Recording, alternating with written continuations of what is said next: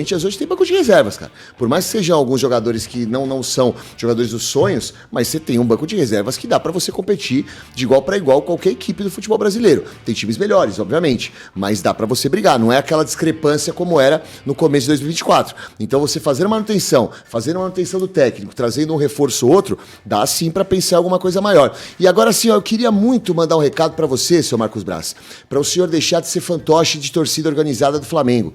Vou repetir, Marcos Braz, deixa de ser fantoche de torcida organizada do Flamengo. O Bruno Henrique hoje, ele só está no Flamengo porque o senhor ouviu a torcida do Flamengo que deveria renovar com o Bruno Henrique porque ele estava perto de ir para a equipe do Palmeiras. E por preciosismo e orgulho, o senhor renovou o contrato com o Bruno Henrique. Jogador que hoje não está rendendo absolutamente nada no Flamengo e o Flamengo paga um custo alto por este atleta. Então, por que eu estou citando esse exemplo e falando de não ser marionete de torcida organizada? Porque hoje o Gabigol é um peso morto dentro do Flamengo. O Gabigol é um peso morto dentro do Flamengo. Querido pelo Felipe Luiz, que é amigo dos jogadores, querido por parte da torcida, ou por boa parte da torcida, tudo bem. Mas pensando no bem do clube Flamengo, obrigado, Gabigol, maravilhoso, Gabigol, por tudo que o senhor fez pelo clube, Gabigol. Vamos fazer uma estátua para você aqui, Gabigol, mas valeu, obrigado. Eu não renovaria com o Gabigol. E para mim, se renovar com este atleta, nada mais é do que deixar claro e estampado de que o Flamengo hoje tem dirigentes que são movidos pelo barulho da torcida, dirigentes que são movidos pelos amigos e jogadores que estão dentro e fora do clube. Então, Marcos Braz, está com o dinheiro sobrando? Faz um pix pra mim, meu parceiro. Agora não renova com o Gabigol, não. Tá bem abaixo. Titi, você tinha razão, irmão. Eu não vou falar. Eu vou te falar uma coisa. Renovaria? Sabe o que eu gosto, Gui? Eu gosto do mundo, porque ele gira, o tempo passa, as coisas mudam. Eu sempre falei aqui, não acho que o Gabigol chegue nos times e jogue em qualquer lugar. O que o senhor falava? Que o Gabigol jogaria. Que o Gabigol chegue e jogue em qualquer time. Mas se o Gabigol chegasse hoje no Corinthians, você acha que ele já jogaria de cara? Ele seria titular? Não, vamos lá. Eu acho assim, ó, eu vou te falar uma parada. A voz da razão aqui, ó. A voz da razão. Eu acho legal a gente falar sobre isso, porque assim, ó, eu não garanto que, por exemplo, o Bruno Henrique, se tivesse ido pro Palmeiras, vamos começar de lá de trás, que eu citei o Bruno Henrique.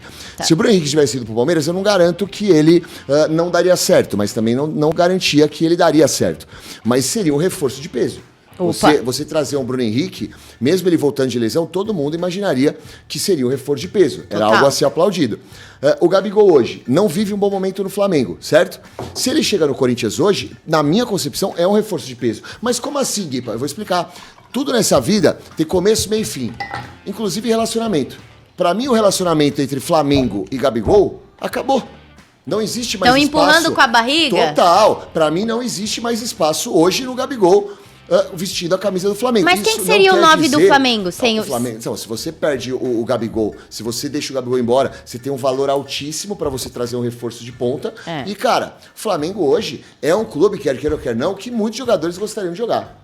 Futebol sul-americano, repatriar algum atleta da Europa. Eu acho que a novela Gabigol-Flamengo, ela tem um final. Não dá pra prosseguir com o Gabigol. Eu acho que não existe mais vontade do Gabigol e também tem situações dentro do Flamengo que o próprio Flamengo demonstra que também não quer a permanência do Gabigol. O próprio Marcos Braz, ele deu uma entrevista quando o Tite era técnico, dizendo que o Flamengo já tinha feito uma proposta pro Gabigol, que não ia aumentar a proposta, estava tudo certo. Agora que o Felipe chega, ele já fala de possível renovação. Ou seja, marionete, fantoche de pessoas de dentro do clube e de torcida organizada. Respondendo sua pergunta, Gabigol no Corinthians hoje, cara, se não chegar pra jogar, ele com certeza seria um reforço para ser aplaudido. Assim, é que naquele momento... Ele tomaria o lugar do Yuri? É que naquele momento que a gente conversou a respeito disso, o Yuri estava muito abaixo. Você sabe disso. Sim, muito questionado, mas fazia gols. Era aquilo que a gente tava falando, né? Ele era a grande estrela do Corinthians. E agora a estrela é outra. Ele tá leve jogando. O Corinthians, o Yuri voltou a jogar bem no Corinthians, acho que faz uns 5, 6 jogos. Mas quando a gente entrou nessa discussão em relação ao Gabigol, o Yuri tava malzão. O Yuri chegou a ser reserva, cara, do Hector Hernández. Eu acho que foi bem na semana que a gente conversou a respeito desse assunto. Não, mas tudo bem. Mas eu acho que em outros times, por exemplo, no Palmeiras, eu não acho, por exemplo, que ele chegaria jogando. Cara, no Palmeiras chegaria jogando. Você acha que ele é melhor que o Flaco, por exemplo? Com certeza. Sem dúvida. O Gabigol... Mas ele não é melhor que o Yuri? Cara, hoje? Então, é assim, o Yuri hoje, no Corinthians, ele é um cara que ele, nos últimos jogos, tem apresentado um futebol de muita qualidade.